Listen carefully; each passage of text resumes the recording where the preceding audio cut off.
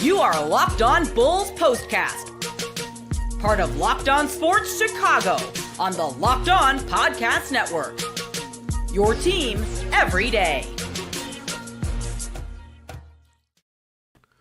Welcome into the Locked On Bulls Postcast here on the Locked On Sports Chicago YouTube channel. My name's Joe George. You can find me on Twitter at JoeGeorge92, on Instagram, TikTok at JoeGeorge Radio. Longtime Chicago Bulls fan. Remember, hit that subscribe button here to Locked On Sports Chicago. We do these live after every single Bulls, Bears, Cubs, and Notre Dame football game as well. Wherever you get your audio, you can find the Locked On Bulls audio feed. We drop it in there as well. So if you missed part of the video, you can catch it on your commute to work the next morning. So let's talk about this one. The Bulls win 128-102 over the Brooklyn Nets. Both teams now are 9-13 on this season. Fast starts led to success for the Bulls in both the first and the third quarter. We saw more continued growth from Modest Buzelis, which was awesome to see. We'll talk about his career night and what we saw from him. And then we'll talk about, dealing with the injuries that the Bulls are dealing with right now. And of course, some one moment or two moments, I would say, in this game that kind of stood out. Something the Bulls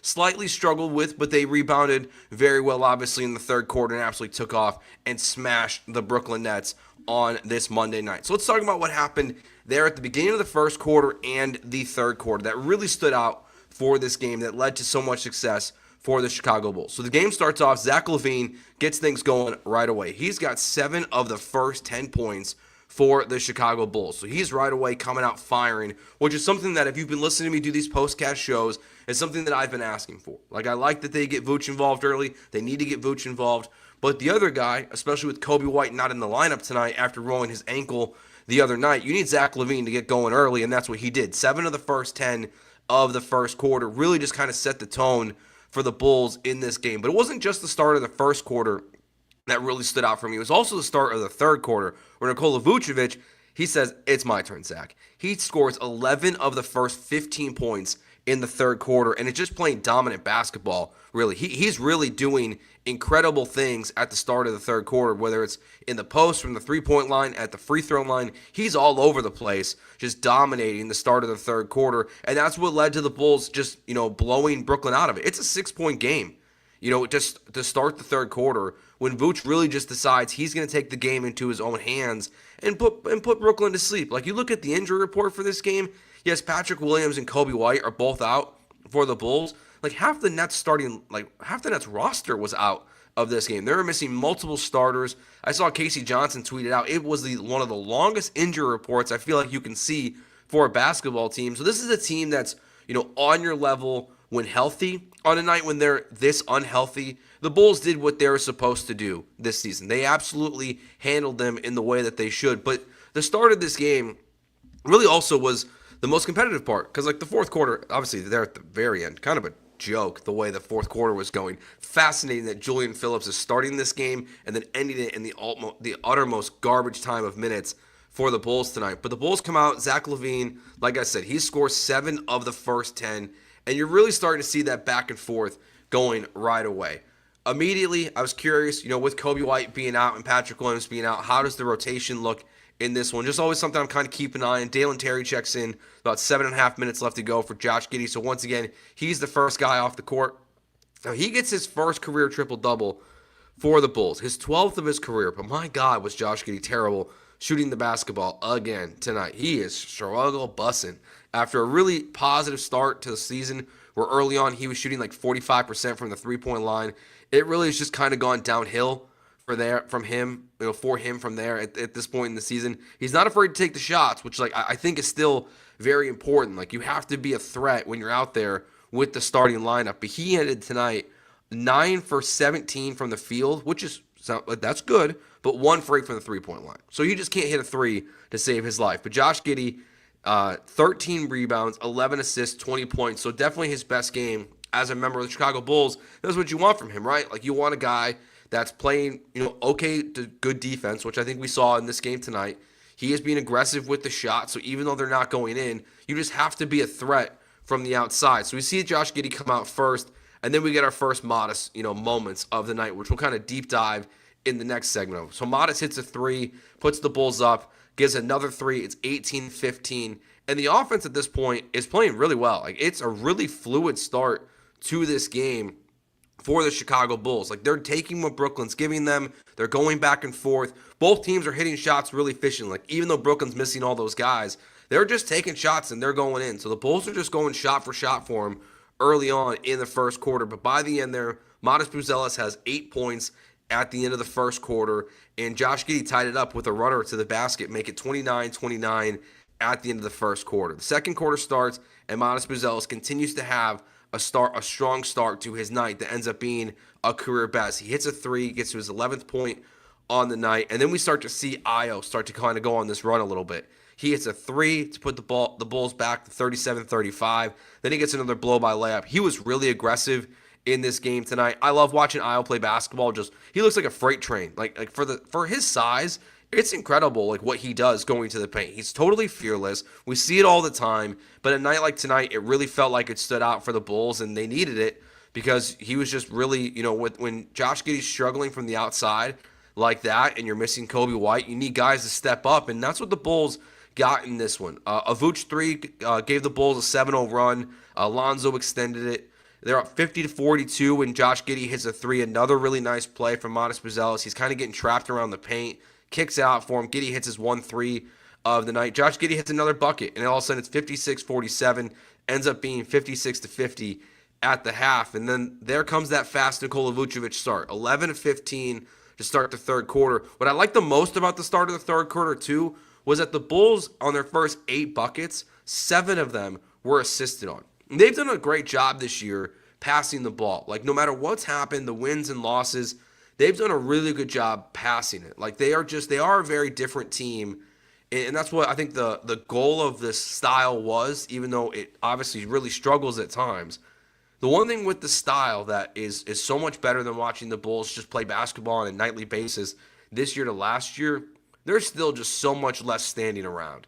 And I think we're seeing that with these assist numbers where they're 22-plus assists, I think 9 or 10 times this year it is at this point. So they're just playing, with the struggles, yes, a below 500 team, yes, but they still play good team basketball for the most part, night in, night out, and don't just stand there. So, in a way which the NBA has really struggled, I think, from kind of a big picture perspective to keep their audience. A lot of that is the, kind of James Harden-ish style of basketball where it's just dribble, dribble, dribble, dribble, dribble, shoot as the shot clock is winding down and there's not a lot of movement. The Bulls have absolutely not done that this year. Zach LaVine in the third quarter, he also was cooking again, man. He had 8 straight points for the Bulls. That put them up 83-62, and that's really when you knew this game was over. I mean, that run from LaVine there, a three, a layup, another three, just absolutely cooking again in the third quarter. So Zach LaVine's points kind of came in bunches tonight, but that's fine too. Like, I don't need him to be, consistently scoring. It's seeing him go on these runs. You knew after the first three before the layup, like you could tell, they were talking about on the broadcast, he was hunting the heat check. He was ready for it. Like he felt it right there. So another good performance from Zach LaVine tonight in this one as the Bulls take down the Brooklyn Nets 128-102 to move to 9-13 on this season, which is nice because we saw Zach LaVine the other day talk to a fan when they asked where he's going to be traded to, turn around and say, I signed here. I love Chicago, so maybe Zach LaVine will stay on the Bulls. We'll see. All right, let's talk about Modest Buzelis and his growth and what we saw in this game as he sets a career high in points and three-pointers. A fantastic night for the young rookie for the Chicago Bulls. We'll get into that next here on the Locked On Bulls postcast on the Locked On Sports Chicago YouTube channel. Today's show is sponsored by BetterHelp. How do you stay cozy during the winter months? Whether it's the fire, being with your family, a blanket, mug of hot chocolate, whatever it is, we all have to find our ways to stay comfy during the winter. Well, one way, therapy is a great way to bring yourself some comfort that never goes away when the season is changing. We all know what those winter blues are like in Chicago, and you can't go outside.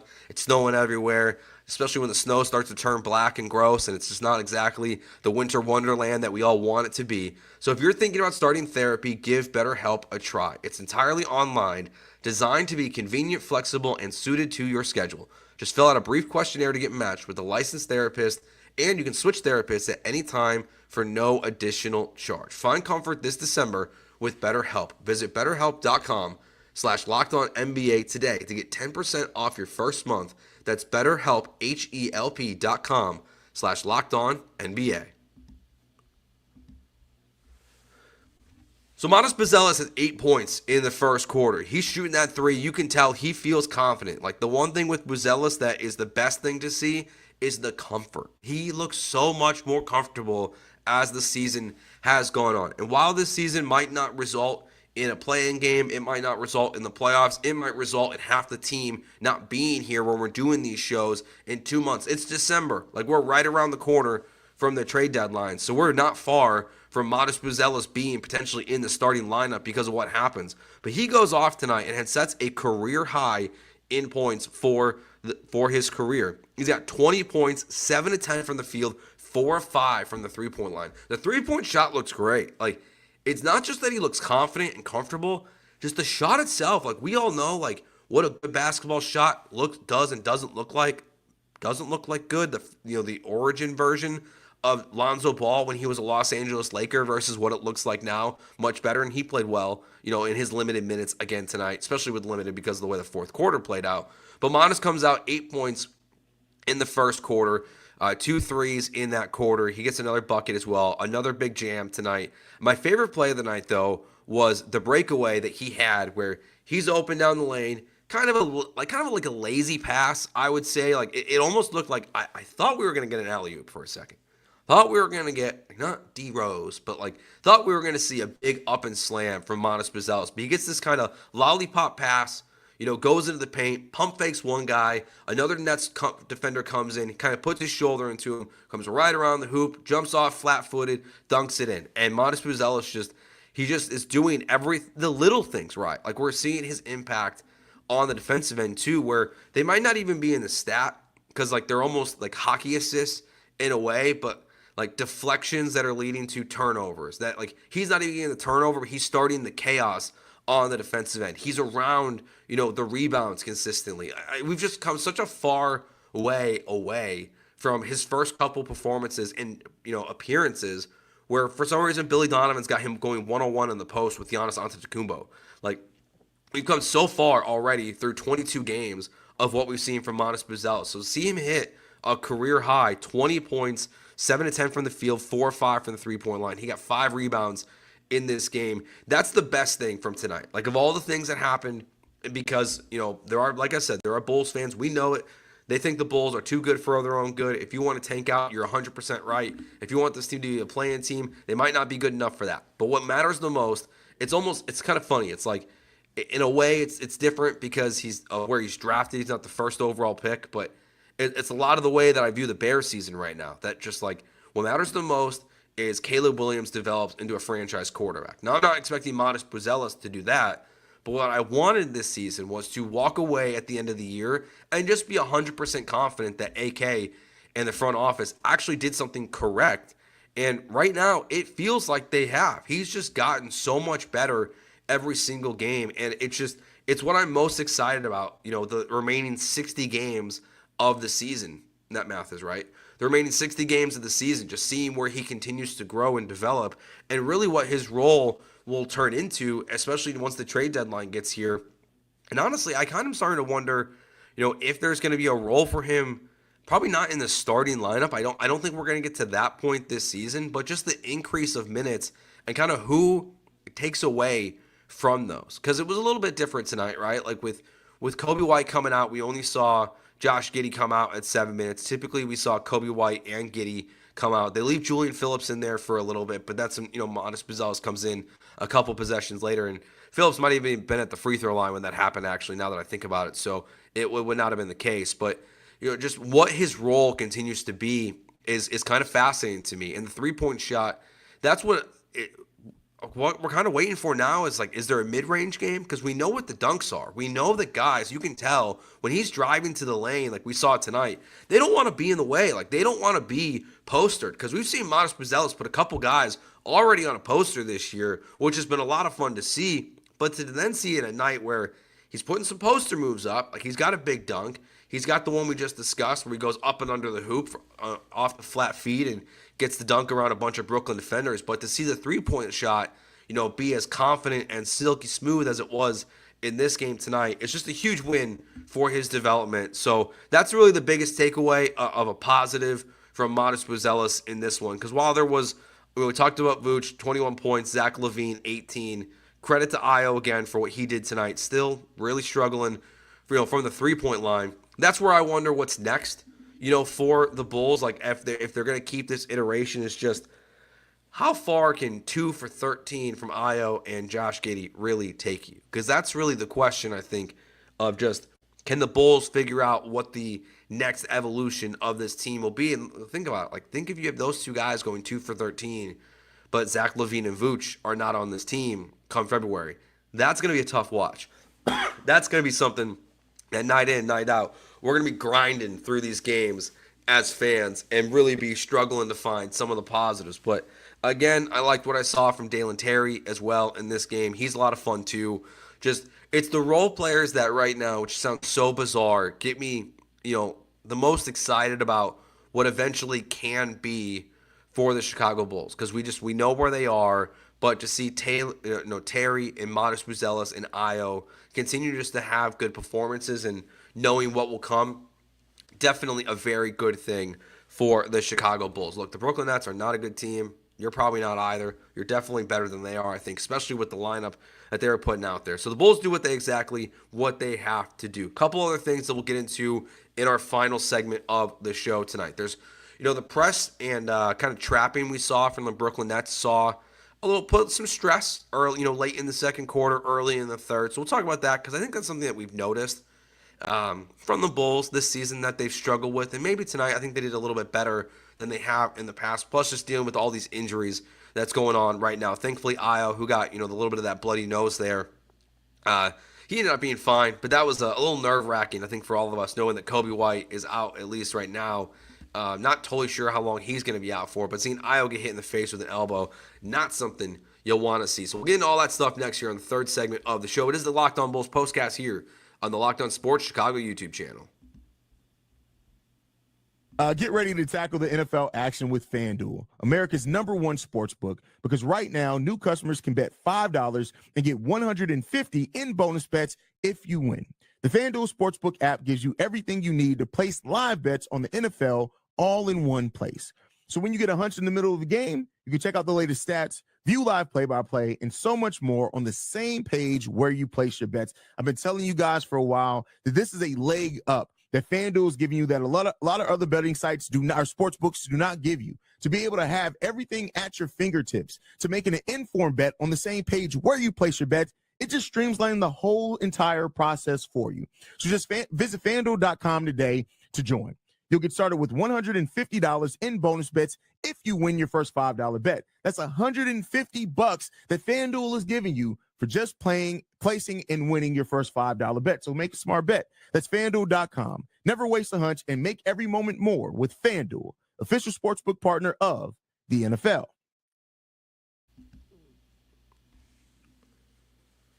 So dealing with injuries is something the Bulls are, as much as this season has its question marks, they have definitely dealt with their fair share. Like, we obviously saw Lonzo Ball miss quite a bit of time.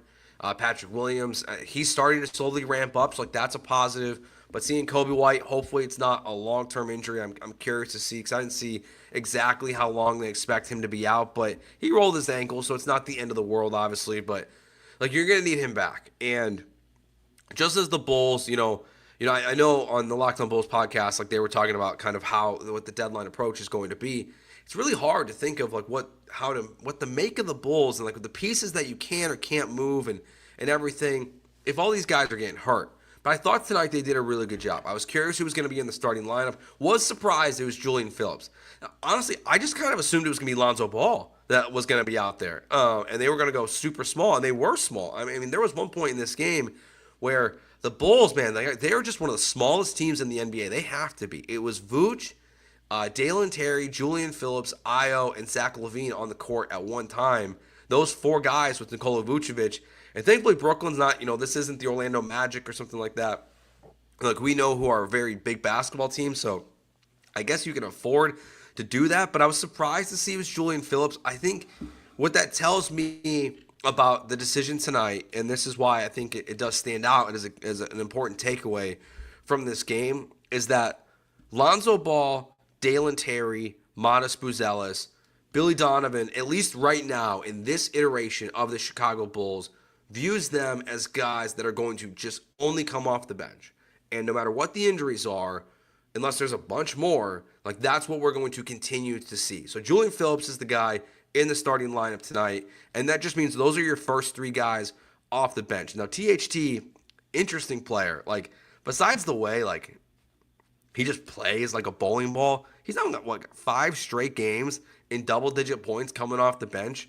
Another just interesting, like I don't know what to make of him, like for the now, for the future, for the deadline around the Chicago Bulls. Like I just don't know what THT is going to be. It's fun watching him play basketball. Like it's fun watching another local kid like have success for the Chicago Bulls, but he's having to do important minutes in these games. But yeah, I think that's just what we'll see from these guys. Like they're not going to be thrust into the starting lineup. That with all these injuries that have happened, only the guys who have really cracked it have been Io and now Julian Phillips as regulars into the starting rotation, which does make sense, especially with Dalen Terry and Modest Buzelis. Like I don't need to see them, changing out of what they're comfortable with, and then obviously with the minutes restriction of Lonzo Ball, not going to be able to play in back-to-backs this year still, and maybe forever. I wouldn't be surprised, honestly, if as he continues his career, that we're not going to see Lonzo Ball playing a lot of back-to-backs either for as long as he's a member of the Chicago Bulls, because he put up a weird Instagram post, I believe it was on Instagram today, of him and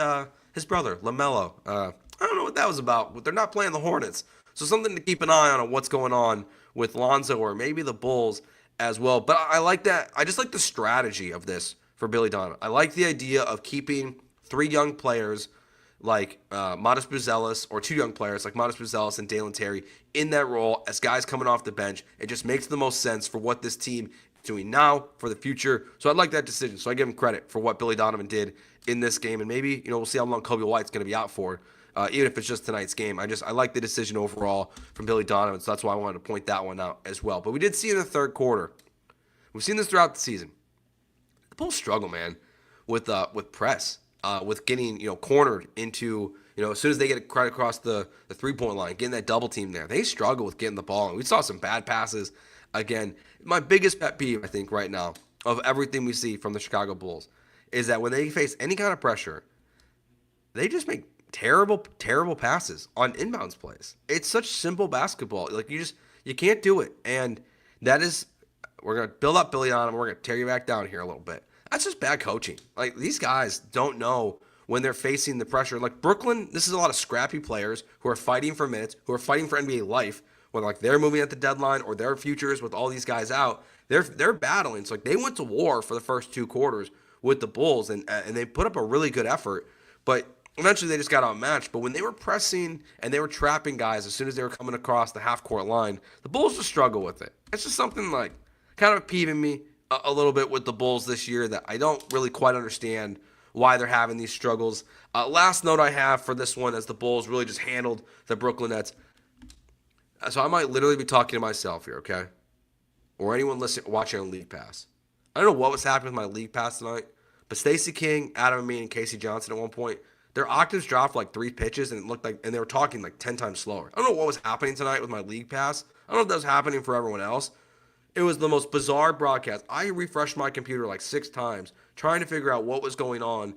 And look, they've had some struggles early on with the launch of the new TV station. So I was just curious if anyone else was hearing that weirdness at the in the third quarter there, specifically on the broadcast. And tweet me if you heard it at JoeGeorge92 on Twitter, or hit me up on Instagram or on TikTok at JoeGeorgeRadio. Just a reminder for all those listening on the Locked On Bulls audio feed, or if you have not yet, come on over, hit subscribe to Locked On Sports Chicago YouTube channel. We're live here after every single game. Win, lose, trade deadline, big moves or not, we'll be here with you for almost all 82 games this year. We've only missed 2 so far this season. Don't plan on missing really many more the rest of the year, no matter what happens at the deadline to our Chicago Bulls and whatever the roster ends up becoming. So hit that subscribe button. Come on over. We're live. Drop in your comments as well. And if you're listening on YouTube or watching on YouTube, make sure you find the Locked On Bulls audio feed as well, wherever you get your podcast, Spotify, Apple. Hit the subscribe button there as well, because the audio always available for your drive into work. Plus, the great work they're just doing in the Locked On Bulls podcast, their daily podcast coming out right now in the Locked On Bulls podcast. So that does it for us for this episode of the Locked On Bulls postcast. We'll be back next after the next Bulls game. Thank you for hanging out with us as always. The Bulls win 128-102 over the Brooklyn Nets. Modest Buzelis sets a career high in points. And that'll do it for us. Peace.